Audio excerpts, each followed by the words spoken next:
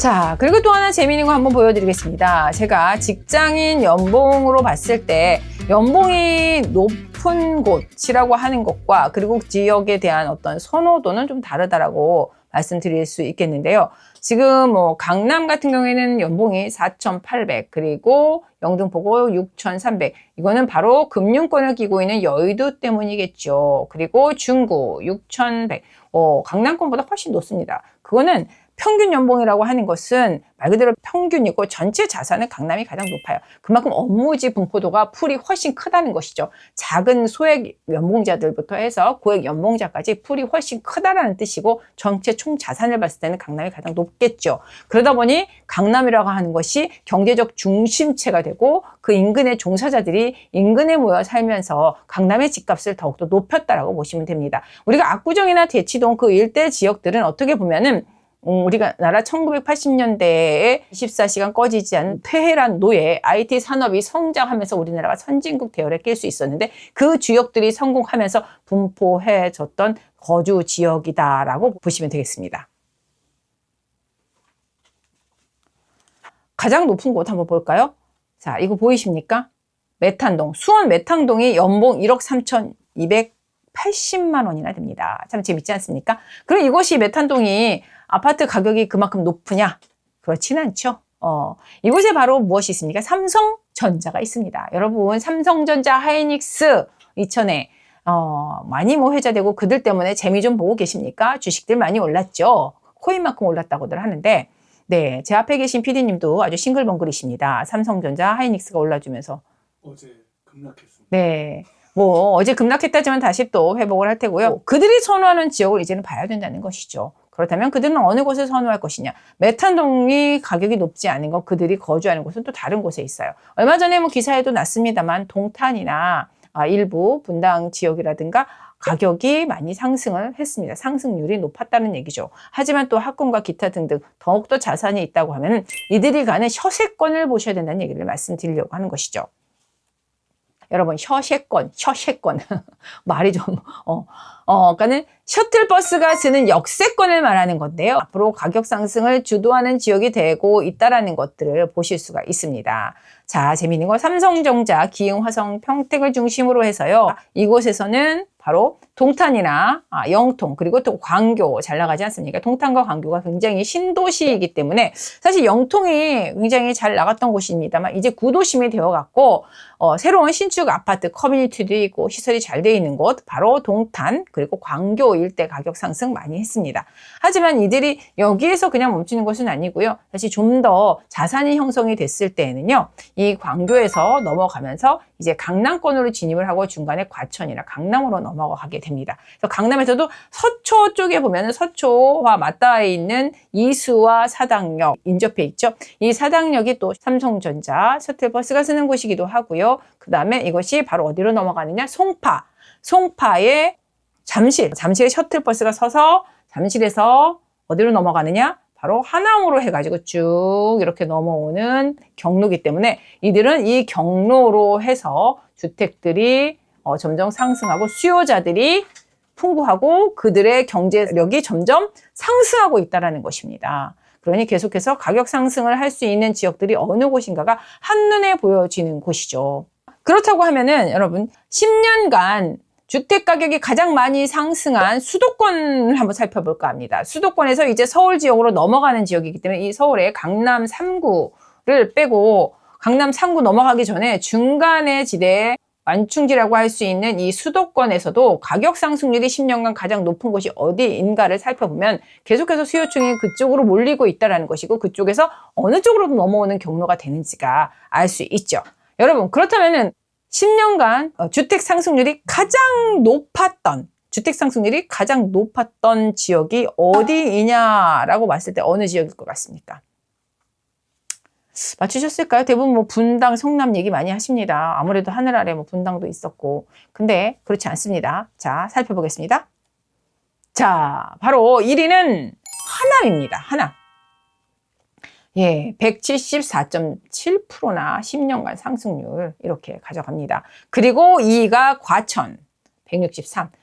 격차가 굉장히 심하죠. 그 다음에 성남, 화성, 구리가 있습니다만 이렇게 하남과 과천이라는 사실이죠. 자, 하남과 과천이 어떤 위치이냐?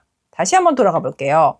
자, 제가 말씀드렸던 것처럼 서초로 넘어가기 전에 광교에서 중간에 과천이라는 곳이 있고요. 그 다음에 하남이라고 하는 지역, 바로 이들이 넘나드는 혀세권의 반경 안에 있다는 것을 아셔야 됩니다. 바로 이렇죠. 이런 속에서 계속해서 가격이 그러면 이들의 수요층으로 받쳐주고 서울로 진입하는 중앙은 과연 어느 곳으로 모이느냐? 바로 이 강남권 안으로 다 모이겠죠. 과천에서 서초, 강남으로 들어설 테고요. 그리고 하남에서 강동, 송파로 들어선다는 얘기죠. 자, 여러분, 그럼 강남 상구 좋은 건 알지만 너무 비싸잖아요. 그럴 때 여러분 틈새가 하나 보이지 않습니까?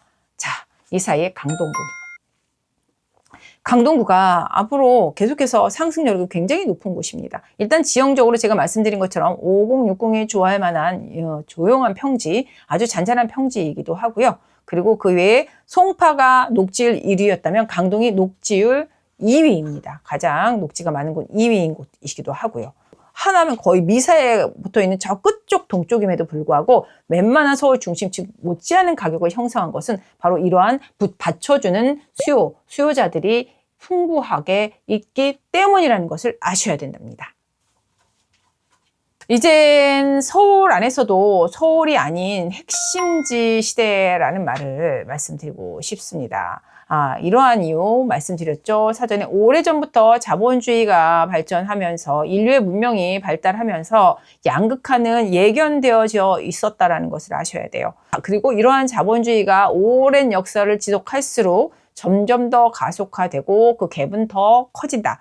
그래서 지금은 이제 아무 곳이나 저평가되었다고 해서 저렴한 곳을 갈 수 있는 시대가 아니라 이제는 서울 안에 핵심지인 시대입니다. 그래서 우리가 보면 지켜야 할 부동산과 바꿔야 할 부동산을 좀 간략하게 한번 살펴보면 정리를 한다고 보시면 되겠죠. 자, 5060들이 선호하는 지역, 환경의 쾌적성과 강변, 공원, 평지 등이 있는 그런 주거 지역이어야 한다라는 거, 서울 안에 핵심지 안에서도 말입니다.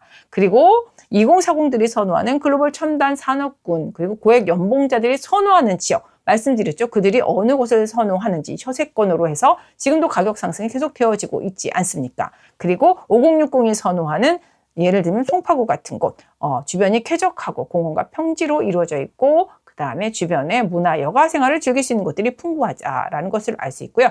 마지막으로는 배우 소요가 충분히 받쳐주는 지역이라는 거 말씀드렸죠. 수도권에 어느 지역들이 가격이 상승하는지를 보면 그곳은 계속해서 수요층이 몰려오는 것이고요. 그 수요층들은 곧 자본을 어느 정도 축적하면 다시 서울로 진입하는 그들의 동선이 어느 쪽 방향을 향하고 있느냐를 아까 종전에 말씀드린 것처럼 그렇게 밀집되어 간다라고 보시면 어느 곳이 부동산 자산이 계속해서 상승할 것인지를 아실 수가 있습니다. 그리고 바꾸셔야 하는 부동산은요, 서울이라는 이름만 남기고 수요가 약한 외곽 자산입니다. 이제는 서울이지만 지방인 곳이 많습니다. 가격 상승이나 이런 여력들이 너무 약한 곳이 많은데요. 이런 곳들에 대해서는 조금은 좀 자산을 좀 갈아타실 필요가 있다라는 것이고요. 그리고 노화 대비 가격 상승 모멘텀이 약한 구축이라고 말씀드렸는데 이것은 지역이라기보다는 물건에 대한 부분입니다. 그게 바로 재건축이 되는 아파트의 자산이 높은 것 중에 5화가 될수록 재건축을 앞두고 있으면 또 한 번 자산이 점핑이 되지 않습니까? 그런데 우리가 오피스텔 같은 경우에는 사실은 노화가 됐을 때 재개발을 하거나 하는 어떤 앞으로의 리셋이 될 수 있는 자산 가치가, 미래 가치가 없기 때문에 이러한 또 물건들은 조금 정리를 하셔야 된다라고 보고요. 그다음에 또 하나는 우리가 이 거래를 할 때 거래가 보편화될 수 있는 물건들이어야 자산 가치가 있습니다. 환금성하고도 특히 아파트가 인기가 많은 것 중에는 환금성이 있기 때문이기도 한데요. 환금성하고도 일맥상통합니다만 지식산업센터나 아니면은 생활형 숙박시설들 그리고 뭐 호텔 이런 것들을 한참 매입할 수 있고 수익형으로 인기가 많았습니다만 판로가 그렇게 명확하지 않기 때문에 환금성에 있어서는 많이 어려움이 있기 때문에 자산으로서의 가치가 그만큼 받쳐주지를 못한다라고 보면 되고요. 그 다음에 인구 소비 이동 흐름이 소외되는 지역, 이것은 말 그대로 경제적 유발 효과가 일어나지 않는 곳들은 계속해서 공동화 현상이 일어나는 것이기 때문에 그것이 요즘 지방과 서울 중앙의 차이인 것 같습니다. 이제는 서울을 보유하는 것이 아니라 서울 어디를 보유하느냐가 굉장히 중요해졌다라는 것이 명백해졌습니다.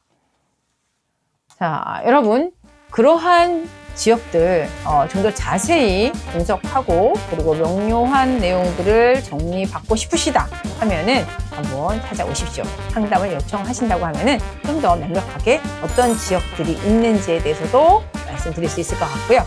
자, 우리 부동산 자산가는 좋은 물건을 가진 사람이 아니라 매번 좋은 의사결정을 반복한 사람이다 라고 합니다. 여러분도 반복하셔서 좋은 물건을 가진 자산가가 되시기 바랍니다.